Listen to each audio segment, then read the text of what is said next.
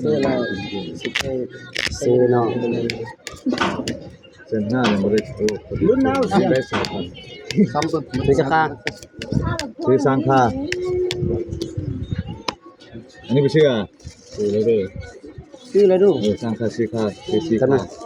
อันนี้ส่งคนเจ้าซื้อมื้อแล้วอันนี้ไปซื้อ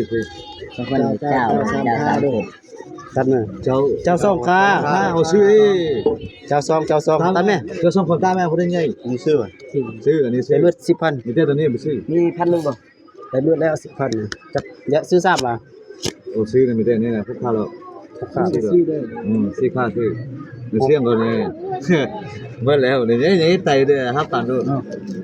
พวกเขาค่ะโอเค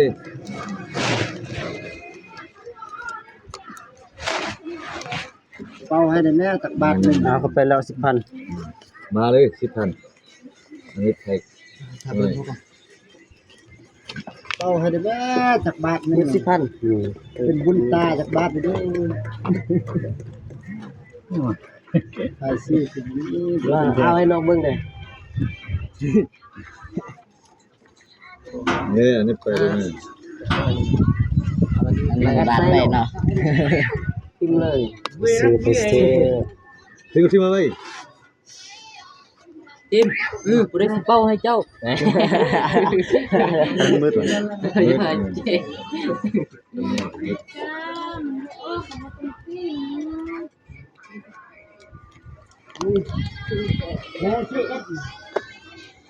าเป้บ่ว่ามาท่องบ่ว่าโอ้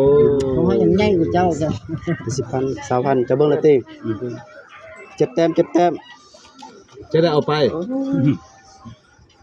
มาสั่งเด้อไปมาเด้อนี่เด้อเป็นอันนี้ไปซื้อเนาะเงินน้อยอันนี้นะเงินน้อยกว่าย่าเงินโคเนี่ยไปซื้อนั่นแหละนี่เขาเซ็งมาเลยถ่ายซื้อมากันถ่ายซื้อ7 แต้มเดี๋ยวส่งเต้น7 แต้มยังไงโลส่งเต้นใหญ่ล่ะ3 ล้าน 5เขาโอ้ใหญ่เลยอันนี้ก็เป็นอะไรโอ้มันเฮ็ดแบบดีๆเนี่ยอันนี้มันค่อยเอาออกมาดูจะเอา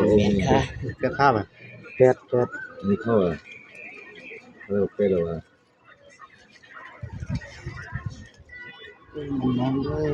เจ้าบ่ซื้อเมื่อกี้เขากินแล้วคันได้เชื่อมบ่ซื้อเมื่อกี้เขากินแล้วเชื่อมซื้อเนี่ยเขาได้เดือนดูเกี่ยวก็ได้8โล8ลงปีน3ตีนโอ้ยโอ้ไปแล้วแม่นี่ตายเมื่อนี่เงินค่อยเมื่อนี่ไปก็ไป10โอ้5,000จับเปลี่ยนเอาเฮ้ยจับเลยเนี่ยจับส่งค่าแล้ว